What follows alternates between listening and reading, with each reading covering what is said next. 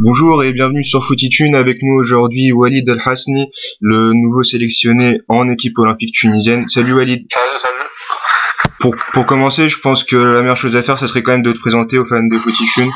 Alors moi je suis Walid El Hasni, j'ai 21 ans, je suis né à Cannes en France et maintenant j'évolue en Italie à Vicenza, en Série B. D'accord. Et est-ce que tu peux nous parler un peu de ta saison en Série B? Comment ça se passe là, pour l'instant? Ça se passe bien, disons que début de saison j'ai très bien commencé, je suis parti dans les 11 titulaires, ensuite je me suis blessé à l'adducteur au cours d'un match. Du coup, j'ai dû rester ferme pendant 2 semaines. Le problème, c'est qu'après, quand j'ai repris au bout de 2 semaines, je me suis refait mal au même endroit. Donc, du coup, j'ai dû attendre 1 mois. Et voilà, je suis resté ferme encore 1 mois. Et là, je viens de reprendre il y a même pas 2 semaines. Et entre-temps, l'équipe nationale, elle m'a appelé au mois d'octobre. J'ai pas pu y aller pour raison de blessure, justement. Et après, elle m'a rappelé au mois de novembre et j'ai pu y aller. Donc, ça va. Ce serait quoi, toi, tes objectifs sportifs à court et à long terme? Mes objectifs sportifs, c'est disons que c'est d'aller le plus haut possible, d'espérer atteindre le plus haut niveau et voilà, en équipe nationale, pareil. Tu as été sélectionné donc en EN olympique, on l'a dit, pour un match amical contre le Qatar. Comment ça s'est passé en fait cette semaine là avec l'équipe olympique? Avec l'équipe olympique, ça s'est super bien passé. Je suis arrivé là-bas, ils m'ont très bien accueilli, tout le monde. Et puis disons que j'ai pas eu de mal à m'intégrer au sein du groupe.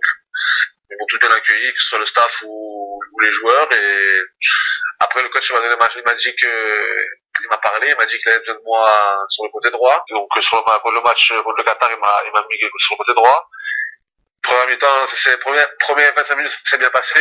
Et deuxième mi-temps, ça s'est encore super bien passé. On a gagné le match 3-1 et je suis content de mon stage et mon match contre le Qatar. D'accord. On se demande aussi, parce que pour les binationaux, on a écho de quelques problèmes entre la fédération et les binationaux. Donc pour toi, les contacts avec la fédération tunisienne sont passés comment?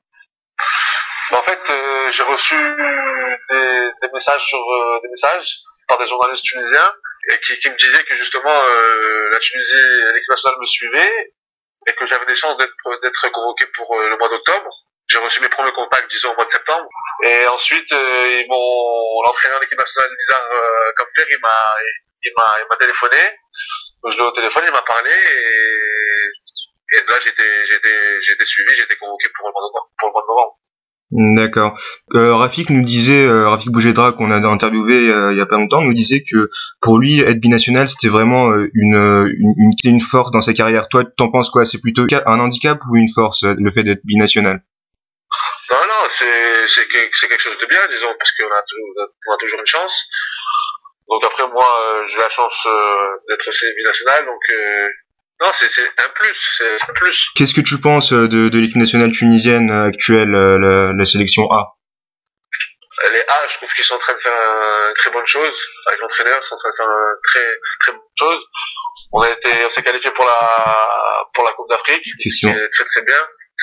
Et je pense qu'après c'est bien j'ai l'impression que c'est un sélectionneur qui fait beaucoup jouer les jeunes, qui met les jeunes, qui suit les jeunes aussi, donc c'est bien. Vu que t'es franco-tunisien, qu'est-ce qui t'a donné le plus envie de venir en équipe nationale, toi?